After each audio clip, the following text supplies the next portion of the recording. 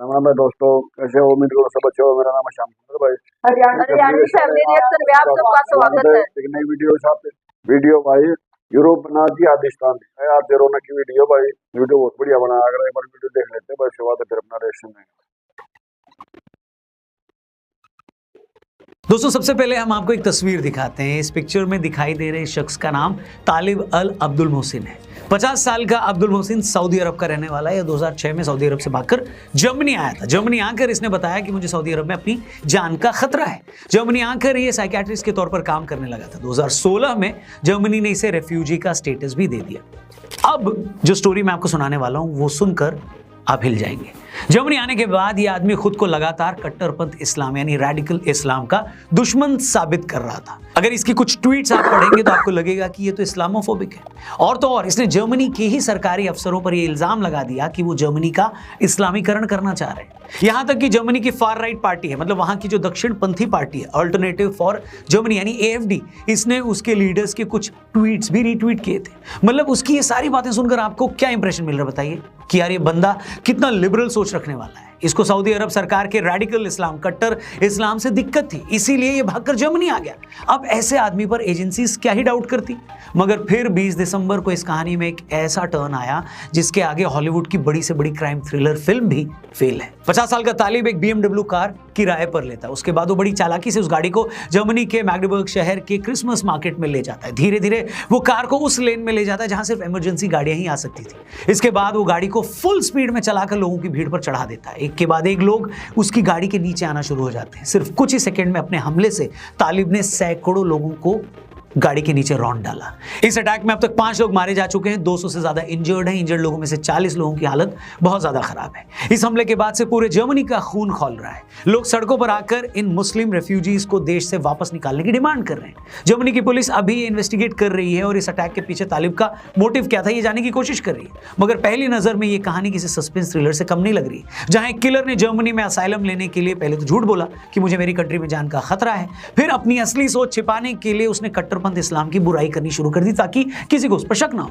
और फिर एक दिन उसने वही किया जो उससे पहले दसियों जिहादी यूरोप में कर चुके थे, यानी लोन वुल्फ अटैक। मतलब एक ऐसा आतंकी हमला जिसमें आतंकियों की कोई टीम नहीं होती, कोई बड़ा नेटवर्क नहीं होता, बल्कि एक ही आदमी होता है जो ऐसे हमले को अंजाम देता है। अब आप एक पल के लिए जरा सोच कर देखिए कि जर्मनी के लोगों के साथ इससे बड़ा धोखा और क्या हो सकता है। मुझे आज भी याद है 2015 के आसपास जब सीरिया में आईसिस का जुल्म अपने पीक पर था, सीरिया के लोग अपनी जान बचाने के लिए वहां भाग रहे थे, कोई देश उन्हें शरण देने के लिए तैयार नहीं था। उस वक्त जर्मनी की चांसलर एंजेला मार्केल ने कहा था कि हमारे दरवाजे सीरिया के इन शरणार्थियों के लिए खुले हैं। उस वक्त इनकी इस पॉलिसी को विलकॉम मनस्कुलर का नाम दिया गया। मार्केल ने यह भी कहा था कि जर्मनी की इकोनॉमी इतनी स्ट्रांग है कि हम इन लोगों को नौकरी भी देंगे, घर भी दे सकते हैं। उस वक्त जर्मनी ने ऐलान किया था कि हम सीरिया के 3 लाख लोगों को अपने यहां शरण देंगे, मगर अगले 2 साल में 10 लाख शरणार्थी जर्मनी आ गए। जब मार्केल इन शरणार्थियों के साथ ये दरियादिली दिखा रही थी, तब भी बहुत सारे लोगों ने कहा था कि इतने लाखों शरणार्थियों को अपने देश में बसाने की पॉलिसी एक दिन जर्मनी पर भारी पड़ेगी। मगर जर्मन सरकार नहीं मानी और सीरिया, अफगानिस्तान और इराक से लाखों शरणार्थी जर्मनी आ गए। मगर जल्द ही इसका नेगेटिव इंपैक्ट भी दिखने लगा। सबसे पहले जुलाई 2016 को जर्मनी के बुसबर्ग में एक 17 साल के अफगान शरणार्थी ने ट्रेन में कुल्हाड़ी और चाकू से हमला करके दर्जनों लोगों को जख्मी कर दिया। फिर उसी साल दिसंबर 2016 बर्लिन के क्रिसमस बाजार में एक ट्यूनीशियाई नागरिक ने ट्रक से हमला किया जिसमें 12 लोग मारे गए और 56 लोग घायल हुए। फिर अगस्त 2024 को जोलिंगन में फेस्टिवल ऑफ डाइवर्सिटी के दौरान एक 26 वर्षीय सीरियाई नागरिक ने चाकू से हमला किया जिसमें 3 लोगों की मौत हुई और 8 लोग घायल हुए। और ऐसा नहीं कि हमले सिर्फ जर्मनी में हुए, जिन जिन देशों में इस्लामिक शरणार्थी गए वहां बड़े धमाके होने लगे। नवंबर 2015 को पेरिस में हुए सीरियल ब्लास्ट में 130 लोग मारे गए। इन्वेस्टिगेशन में पता चला कि अटैक करने वाले कई हमलावर शरणार्थी के तौर पर यूरोप में आए थे। पेरिस अटैक के सिर्फ 4 महीने बाद मार्च 2016 को ब्रसेल्स में हवाई अड्डे और मेट्रो स्टेशन पर अटैक हुए। फिर जुलाई 2016 फ्रांस के नीस शहर में एक ट्रक ड्राइवर ने बासिल डे परेड के दौरान भीड़ पर ट्रक चढ़ा दिया। 86 लोग मारे गए, 400 से अधिक इसमें जख्मी हुए। इसके बाद अगले कुछ सालों में यूरोप के अलग अलग शहरों में ऐसे छोटे बड़े दर्जनों हमले हुए। 2012-13 तक जहां इन देशों में इक्का दुक्का टेरर अटैक होते थे, 2014 के बाद तो इन देशों में टेरर अटैक्स की बाढ़ आ गई। मतलब जो यूरोप एक वक्त बेहद शांत रहता था, 2014 के बाद हुए इन ब्लास्ट से बेहद डर गया। ज्यादातर जो ब्लास्ट थे उसमें आईसिस से लेकर अलकायदा और बाकी इस्लामिक संगठनों का हाथ था। यूरोप के लोगों को आज लग रहा है कि इन मुस्लिम शरणार्थियों के आने से उनका कल्चर खतरे में पड़ गया है, वो उनके देश की सुरक्षा को लेकर खतरा है। उनके आने से यूरोप के इन देशों की इकोनॉमी पर भी नेगेटिव असर पड़ा है। इसलिए जो यूरोप एक वक्त खुली बाहों से सीरिया से आने वाले रिफ्यूजियों को एक्सेप्ट कर रहा था, उसी यूरोप में आज इन रिफ्यूजियों को निकालने की मुहिम छिड़ी हुई है। यही वजह है कि इन कंट्रीज में जो भी पार्टी इन इलीगल माइग्रेंट्स के खिलाफ एक्शन लेती है, लोग उसका साथ देने लगते हैं। हमने आपको कुछ दिन पहले अपनी एक वीडियो में बताया था कि इस्लामिक आतंकवाद के इसी खतरे से निपटने के लिए पूरी दुनिया की पॉलिटिक्स में राइट विंग पार्टियां मजबूत हो रही हैं। अमेरिका से लेकर भारत और नीदरलैंड से लेकर इटली तक आपको यही ट्रेंड देखने को मिलेगा। डिटेल में वीडियो में बहुत सारी और बात की गई है, लिंक हमने डिस्क्रिप्शन में दिया है, जाकर उस वीडियो को जरूर देखिएगा। जर्मनी की बात करते हैं, जहां पर एक रीसेंट अटैक हुआ है। वहां की राजनीति में भी काफी सालों बाद एक अल्टरनेटिव फॉर जर्मनी के नाम से राइट विंग पार्टी मजबूत होकर सामने आई है। आपको जानकर हैरानी होगी दोस्तों कि यह पार्टी सिर्फ 10 साल पुरानी है। 10 साल पहले भी यह पार्टी इस मुद्दे पर बनी थी कि जर्मनी को यूरो के बजाय जर्मन करेंसी ही अपनानी चाहिए। लेकिन 2015 में जब सीरिया क्राइसिस के बाद इतने बड़े लेवल पर मुस्लिम रिफ्यूजीज जर्मनी में आने लगे, तो इस पार्टी ने अपना पूरा फोकस इस मुद्दे पर कर दिया। इसी साल सितंबर के महीने में जर्मनी में जब 2 स्टेट इलेक्शन के रिजल्ट आए, तो उसने पूरी जर्मनी को हिलाकर रख दिया। इन रिजल्ट्स में एक स्टेट में AfD को 1/3 से ज्यादा सीटें मिली और दूसरी स्टेट में वो दूसरी सबसे बड़ी पार्टी बनकर सामने आई। जर्मनी में हुए एक रीसेंट सर्वे में भी AfD जर्मनी की दूसरी सबसे बड़ी पार्टी बनकर सामने आई है। AfD साफ कहती है कि इस्लाम जर्मनी की सोसाइटी के लिए ठीक नहीं है। वो इस्लाम को जर्मनी का हिस्सा भी नहीं मानते। यहां तक कि AfD जर्मनी में मस्जिद बनाने और पब्लिक प्लेस में यूं नमाज पढ़ने के भी खिलाफ है। अल्टरनेटिव फॉर जर्मनी पार्टी साफ तौर पर एंजेला मर्केल की ओपन माइग्रेशन की पॉलिसी के खिलाफ है। इनका मानना है कि इन इस्लामिक रेफ्यूजियों के आने से हमारा कल्चर खतरे में पड़ गया है। आप इस पार्टी की पॉपुलैरिटी का अंदाजा इस बात से लगाइए दोस्तों कि 20 दिसंबर को जर्मनी में जो अटैक हुआ, उसके बाद दुनिया के सबसे अमीर आदमी इलॉन मस्क ने ट्वीट करके कहा कि जर्मनी को अब सिर्फ AfD ही बचा सकती है। मस्क की इस ट्वीट के बाद तो पूरा जर्मनी हिला हुआ है। ये बात सारी दुनिया को पता है कि जब इलॉन मस्क ने डोनाल्ड ट्रंप का साथ दिया, तो ट्रंप को जिताने में जी जान लगा दिया था। मस्क के पास किसी पार्टी को फंड करने के लिए पैसा भी है। ट्विटर या एक्स के फॉर्म में उनके पास दुनिया का सबसे बड़ा न्यूज प्लेटफॉर्म भी है। ऐसे में अगर मस्क जैसा आदमी ये बोल रहा है कि जर्मनी को AfD जैसी राइट विंग पार्टी ही बचा सकती है, तो आप अंदाजा लगा सकते हैं कि जर्मनी के नेक्स्ट इलेक्शन में क्या होने वाला है। अब सवाल दोस्तों ये है कि इन सारी बातों में हमारे लिए यानी भारत के लिए क्या लेसन छिपा है। ताजा हमला जर्मनी में हुआ है, लेकिन हम लोग बहुत बड़ी गलती करेंगे अगर हमें यह लगता है कि भारत में ऐसा हमला नहीं हो सकता। हम सभी जानते हैं कि भारत में इस वक्त 2 करोड़ के आसपास बांग्लादेशी अवैध रूप से रह रहे हैं। इसी तरह लाखों रोहिंग्या मुसलमान भी भारत में घुस चुके हैं। देश में हुए कई हमलों में इन लोगों का हाथ भी सामने आया है। खास तौर पर शेख हसीना के तख्ता पलट के बाद बांग्लादेश में आज जो सिचुएशन है, वो भारत के लिए और खतरनाक है। बांग्लादेश और पाकिस्तान दोनों क्लोज आ रहे हैं। पाकिस्तान की खुफिया एजेंसी इस बात की पूरी कोशिश करेगी कि बांग्लादेश के साथ रिलेशन नॉर्मल होने के बाद वो बांग्लादेश बॉर्डर का इस्तेमाल भारत में टेररिस्ट की घुसपैठ करने में करवाए।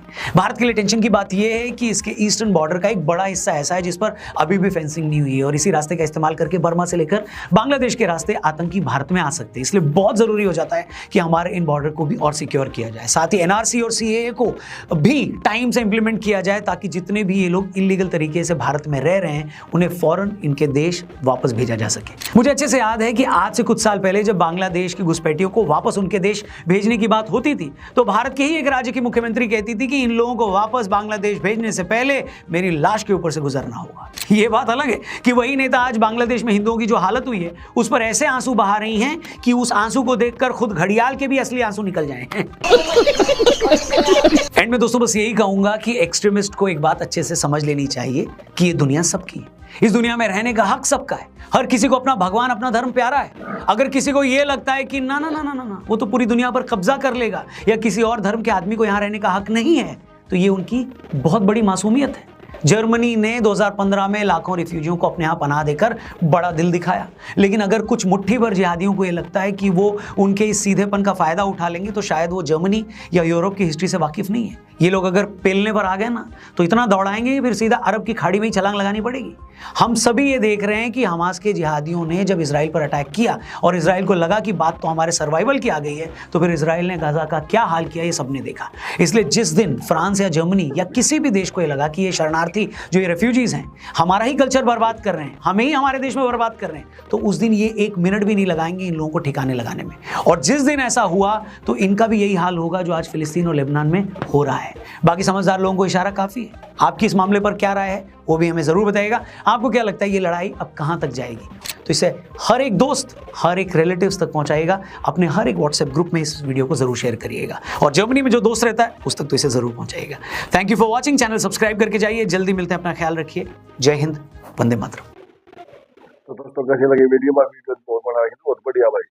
अरे भाई ये शरणार्थ के यहाँ तो इतना मतलब ये इतने खतरनाक हो रहे हैं, जो भी इतनी दिक्कत, मौका मतलब कुछ ना कुछ कांड कर दे। इतनी दिक्कत हो रही है भाई ना, छत भी दे, आदमी मतलब रोटी भी दे है, पैसा भी दे, सब कुछ दे, वहीं जाकर ये मतलब अटैक करेंगे। अरे ना ना तो ये जर्मनी का ठंडा देश है, मतलब कतई भाई ना किसी के साथ कोई इनकी मतलब को दुश्मनी की करते, लेकिन ना तो मतलब वो जो कोई फौजी मतलब कैंप खोला ही नहीं के लिए मतलब बढ़िया काम करा था, लेकिन वहां पे जाके और फिर वो टमाटर करे। अब उग्रवाद मतलब जो मजा है तो वो ऐसा नहीं कर सकता, लेकिन भी एलन मस्क ने कही है भाई, अभी अब जो पार्टी का नाम लिया उसने, डीआई का नाम था, और बोला यह पार्टी उन्हें खत्म कर देगी। तो उसने और क्या था क्या भाई आगे वो भी भाई, वो इलेक्शन होने वाला है, इलेक्शन होंगे तो भाई अपना से वो इसका तो बिजनेसमैन है वो तो भाई पार्टी ने फंड भी देगा, सब कुछ देगा। जिसमें और अमेरिका में डोनाल्ड ट्रंप बना है तो उसने खूब उसकी मदद करी है, अभी वही जर्मनी में मदद करेगा मस्क। और वो जो पार्टी है वो पार्टी पर मुद्दा उठा रही है भाई, ना रिफोजियन काट देंगे, न्यू कराएंगे, न्यू कराएंगे। अच्छा ये मेरी बात हमारी इसमें हमारे इसमें इंडिया में बहुत ज्यादा रोहिंग्या मुसलमान इसमें रोहिंग्या मुसलमान आगे बढ़ रहे हैं, तो इतनी मतलब वो चोरी चोरी लूट डकैती इतनी मतलब चल रही है बहुत ज्यादा।